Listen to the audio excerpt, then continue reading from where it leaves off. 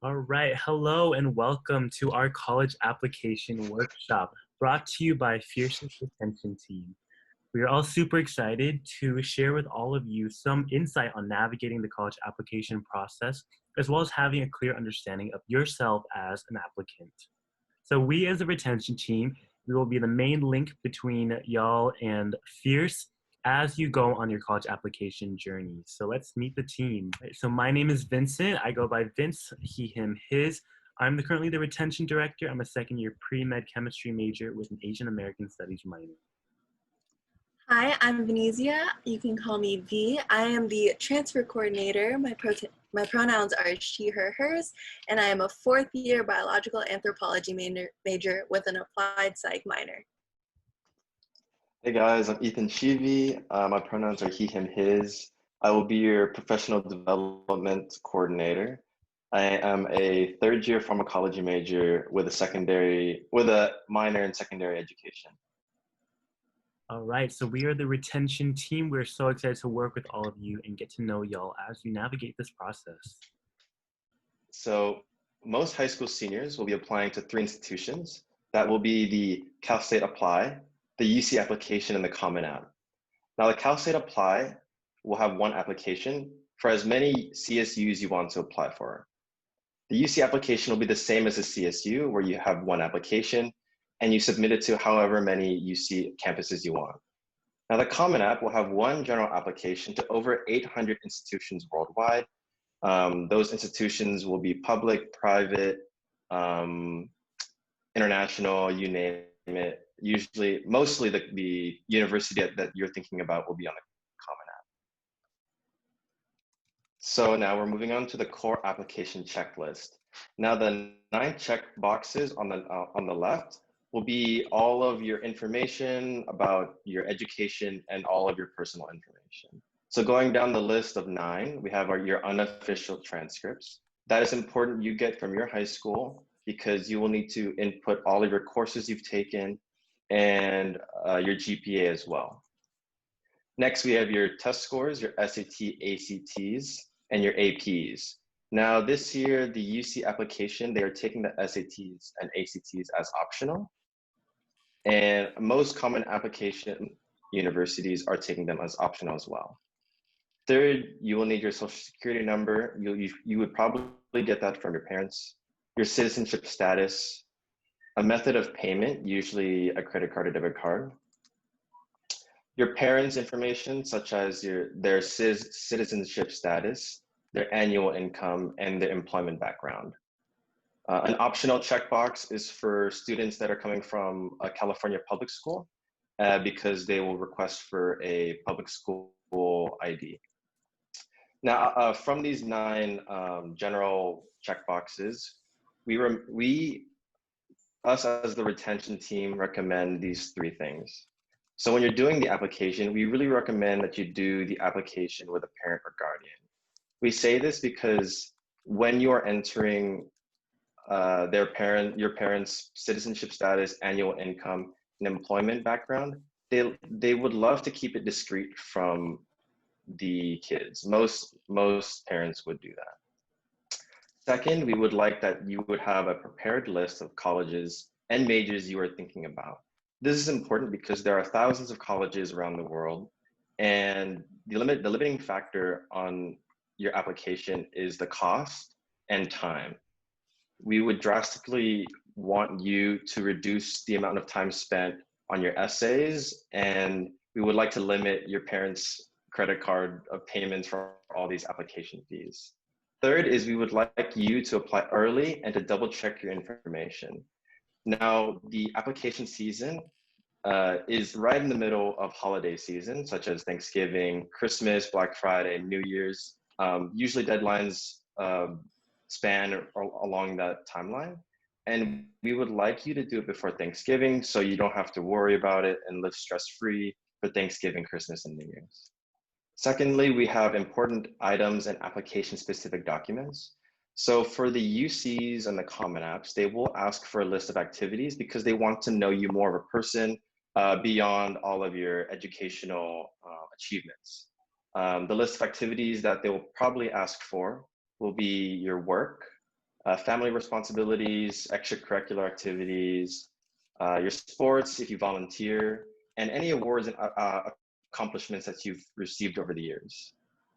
Lastly, we strongly recommend you get your letters of rec early and as early as possible and get around 3. This is really important for Common App schools because they will ask for them. This is also important if you get waitlisted at a UC or a CSU because they will ask for supplementary letters of rec. Lastly, we have your AP scores. It's important to input those into the database because you might be able to skip a class in college, and it's important to look at when college admissions, when they see that you're really working hard in classes. Lastly is the SAT and ACT scores. That is now optional this year due to COVID-19. Next, we're jumping into our application-specific documents. Now, for the UC application, you are required to do 4 personal insight essays out of the 8 prompts given. And those essays are around 350 words, so they're around probably 1 page long. The Common App will require 1 personal essay, which is around 800 pages. And for supplementary, most colleges will ask for a supplementary essay because they want to get to know you more personally. So they will either ask for another essay just for that school or a portfolio. A portfolio is mostly used for art majors or any niche majors that you will be applying for that require further documentation. So for example, if you're applying for an art major, they would like to see any of the work that you've been doing, such as oil painting, canvassing, anything that represents you and shows your work with a picture or any media. One more thing to add on this, when you're submitting AP scores and other community college credits, don't forget that if you do self-report, you must send in your grade, regardless of what grade you earned in that class. If you don't, there's a possibility that you will get a block on your application or a block on your admission status. Awesome. So going into community college into 4-year plans, some students may not go through a traditional 4-year college career going straight into high school. Some students might want to go from a CC, which saves money and it will help you in the long run. These transfers usually enroll their junior level of community college, and for those, the requirements are 60 semester or 90 quarter units of completion, a minimum of a 2.4 GPA, and no more than 14 semester or 21 quarter units should be pass, no pass. You also need to complete the IGETC, which is basically a general education certificate with a minimum of a C grade or higher, which include 2 English classes, 1 mathematics course, and 4 arts, humanities, social and behavioral sciences, or physical and biological sciences. You could also guarantee your admission to one of the following UCs: UC Santa Barbara, UC Davis, Irvine, Santa Cruz, Riverside, or Merced. This allows a year transfer to be guaranteed into one of these UCs. And the deadline for this tag admission is the same deadline as your UC application. So now we are getting into the meaty part of the application, the college essay section. So how can I stand as an applicant? Some things to remember. When writing, make sure you write about you and your experiences. College application readers want to know about you. They don't want to know about the minor characters within your own personal narrative. An example of this can be, it's okay to write about a conflict with a friend or a conflict with a family member. Just remember, this isn't their story, this is yours. Always remember to relate it back to your own personal experiences. Speaking into COVID-19, yes, COVID-19 is a pandemic that has affected millions of people around the world. However, I can guarantee that there will be thousands and thousands of essays submitted about the pandemic.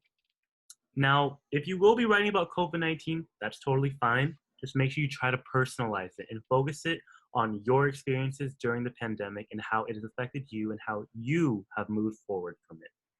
Remember, This is a college application about you, no one else. Let's look at an example of an essay. All right, go ahead and pause the video now and just do a quick skim of this essay and think about what you see in it.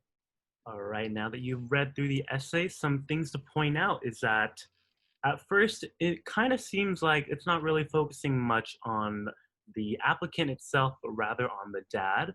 However, it's important to note that the applicant is currently dealing with a parent that has very, very distinct political ideologies and different mindsets of life. However, the one thing to note within something that readers will particularly find interesting is that the student was able to keep an open mind during that. This is a direct pathway into a successful application because it kind of tells readers that, you know, this student right here is open-minded and willing to adapt within an environment. This is something that's common within a lot of college campuses as well. They want people that are going to be able to experience everything else around them while also keeping an open mind to the different ideologies present. So remember, this essay is not perfect, but it does look into certain ways to make your application interesting and unique. And one thing also to note is that the toughest reader is going to be yourself. So give yourself some props and just believe in yourself when you're writing.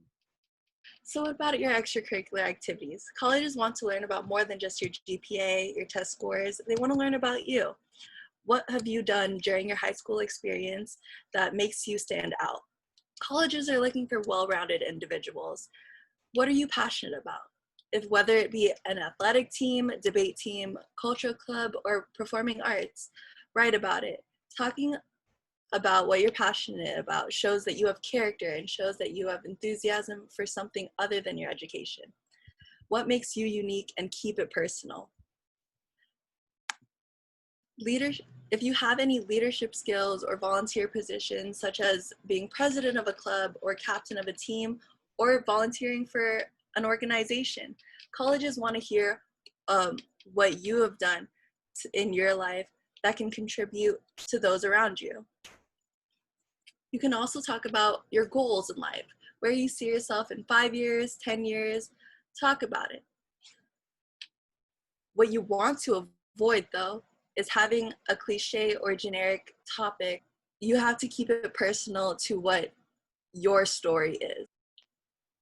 So adding on to this slide, although we do have these on the do not do list, just remember that you are your own judge and you have the best judgment within this. You know, any of these stories, even if it's your story, it's still your narrative to tell. So don't feel discouraged if you want to speak about something like this. Just remember to focus it on yourself and just do your best. Just remember, you got this. All of us here are rooting for you, we're supporting you, and we want you to succeed within your endeavors. So just remember, just sometimes take a step back, take a seat, take a deep breath, and remind yourself that you have made it this far, that you will succeed regardless of what institution you attend or what you choose to do with your life. So deadlines. So the one topic that I did emphasize before, I'm going to emphasize one more time, looking at a timeline. We really strongly recommend that you complete these applications before Thanksgiving, or at least almost complete them before Thanksgiving, so you have time to relax over the holiday season. As you can see on the timeline, we have Thanksgiving, and the UC applications are due right after, and then the CSU applications, and then Christmas, New Year's, and lastly, if you're applying for Common App, the Common App deadlines vary between January 1st and January 15th. So we just really strongly recommend that you try to complete them as soon as possible and not have to worry about them during Christmas and Thanksgiving. Next, we have some additional resources that we made. These are some Google Sheets and some Google Docs that you can look into. There are some resources and checklists for you, and they're all at your disposal. And we will link them down in the description of this video. So if you have any more questions, come visit us at our office hours all of November, Tuesday, Wednesday, Thursday, from 4 to 6 p.m. We can help you with application logistics, college essays, and FAFSA. And remember, our next FAFSA workshop is going to be held on October 31st. All right. Thank you all so much for joining us. Thank you. Please feel free to contact us at any of these emails and even just shoot a message if you just want to chat and if you have any questions overall. We hope to see you at our next workshop. Yeah.